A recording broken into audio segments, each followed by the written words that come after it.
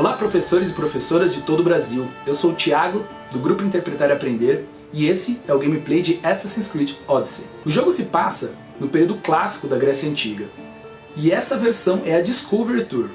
Isso quer dizer que não tem sangue nem pancadaria, permitindo que a gente utilize essa construção virtual na sua sala de aula com seus estudantes. Antes de começar essa viagem, não se esquece de se inscrever no canal e seguir todas as redes sociais do grupo Interpretar e Aprender para não perder nenhuma novidade do mundo dos jogos da educação. Durante esse vídeo eu vou falar bem pouco, para você ter a oportunidade de levantar as questões do seu interesse com seus estudantes. Vamos lá para a Grécia? Fala pessoal, esse é mais um Games em Aula e aqui a gente tem na nossa frente o grande Heródoto, o famoso Heródoto. Ele vai nos levar Boas-vindas a Argos, viajante. para Argos. Esta é Argos, uma das mais antigas cidades gregas. Os argivos eram um povo engenhoso e conhecido por inovações em campos como os de tática militar. Porém, o que rendia a eles mais renome era a sua maestria metalúrgica, principalmente com bronze. Espero que você aproveite. Procure-me ao fim de sua visita. O bronze que não é encontrado na natureza, assim como o bronze mesmo. Ele precisa ser trabalhado a partir de outros metais. A área que se tornaria Argos foi habitada já no terceiro milênio antes de Cristo, mas foi no século 7 antes de Cristo em que ela se tornou oficialmente uma cidade-estado. Um dos maiores pilares de Argos era a sua indústria metalúrgica. Desde o século 8 a.C., a cidade tinha fama pela fabricação de produtos como alfinetes longos e caldeirões trípodes, além de armaduras corporais impecáveis. Além da excelência técnica, os artigos também tinham criatividade, como se vê em suas magistrais esculturas de bronze, que se tornaram proeminentes na cidade durante os séculos 6 e 5 a.C.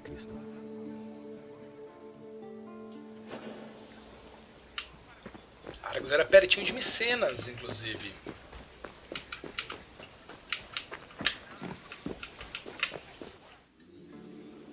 O bronze é uma liga com 90% de cobre e 10% de estanho.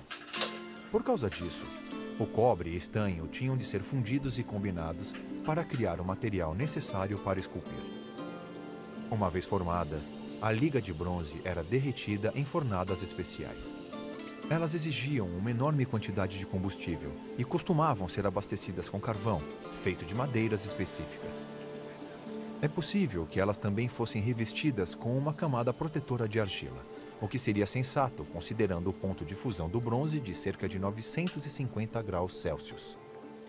Depois do bronze necessário ser fundido e coletado, as fornalhas eram desmontadas e descartadas.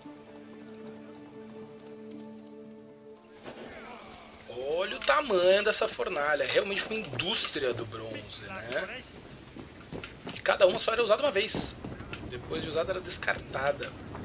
E imagina a quantidade de madeira queimada para manter todos esses fornos a 950 graus Celsius. É combustível pra caramba. No século 8 a.C., a maioria das estátuas de pequena escala era moldada usando um método complicado e demorado chamado de cera perdida. A partir do século 7 a.C., os metalurgistas adotaram a moldagem de cera perdida vazia. Essencialmente, esse processo envolvia esculpir modelos em cera, fazer um molde sobre esses modelos e depois preencher o molde com bronze para produzir a forma desejada. O processo era vantajoso porque poupava materiais, produzia estátuas mais leves e reduzia as chances de possíveis defeitos. Baita tecnologia.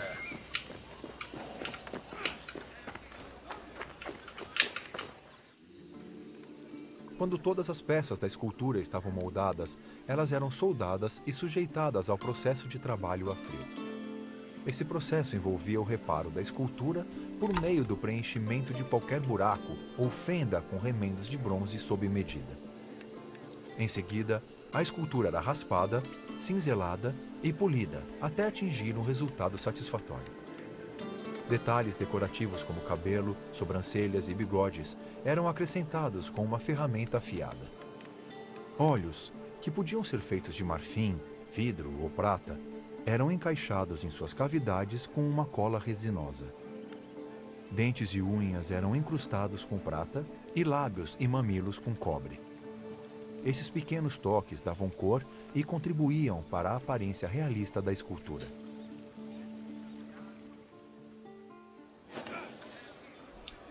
Os caras eram bons mesmo no que faziam.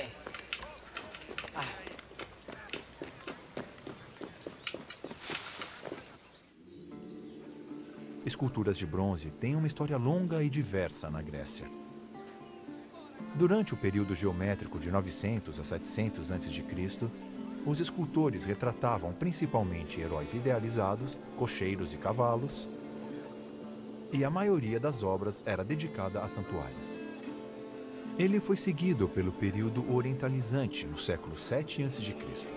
Nessa época, os gregos começaram a adotar técnicas de escultura do Oriente, e as estátuas foram ampliadas para retratar também criaturas mitológicas como grifos e esfinges. O período arcaico contou com estátuas que refletiam uma maior compreensão da anatomia humana, o que acabou culminando nas realistas e poderosas esculturas humanas do período helenístico. O período helenístico após a invasão de Alexandre o Grande com seu Império Macedônico, que misturou bastante culturas orientais e as gregas. Argos era o lar de Policleto, um dos escultores mais famosos da Grécia Antiga. Suas obras, como Doríforo e Diadúmeno, além de seu tratado teórico sobre esculturas, intitulado de Cânone, tiveram um impacto enorme na arte como um todo, particularmente nas proporções ideais do corpo. Infelizmente, as estátuas originais de Policleto foram perdidas, como a maioria das estátuas de bronze de antiguidade.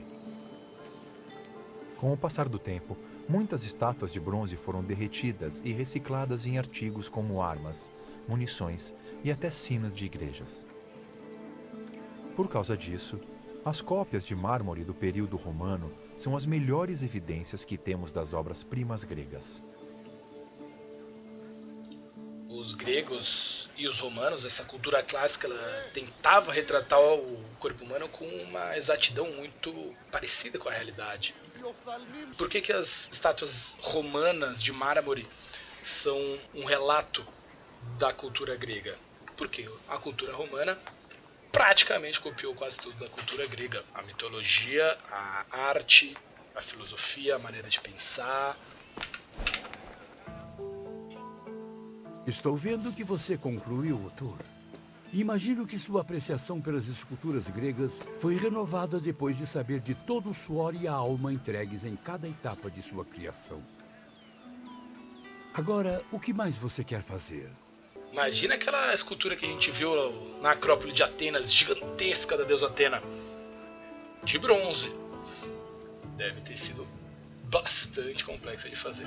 Esse foi mais um Games em Aula, espero que vocês tenham gostado. Fiquem ligados para os próximos episódios.